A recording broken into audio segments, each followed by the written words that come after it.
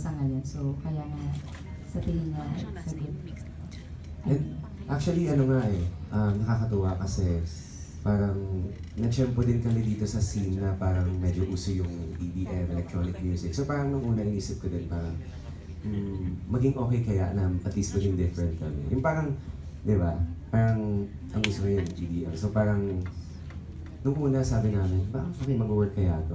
Pero nung ano naman, nung narinig na namin yung results ng album, parang na-miss din namin. Parang, syempre, baka, siguro pag narinig din ng mga ibang tao, ma-miss din nila yung ganitong klaseng scene sa music industry.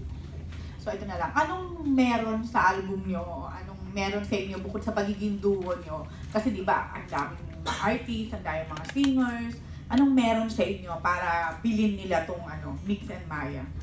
Actually kasi, from the start kami ni Mix, sobrang kami. Magkaiba kaming artist na ako very pop, like I sing and dance na siya, talagang alternative, acoustic. So, yung sa album na to parang pinaghalo namin yung flavor ko tsaka flavor niya sa isang album. So, ng flavor. Yeah, flavor.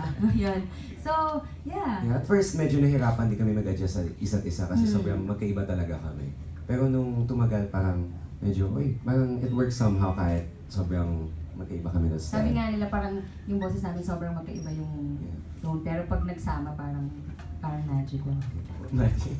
Kaya ako lang nalang sumayo din si Maya habang Okay. Ito na lang sa mga hindi nakakaalam. Pwede niyo bang sabihin yung background nyo? Anong pinanggalingan nyo? In short,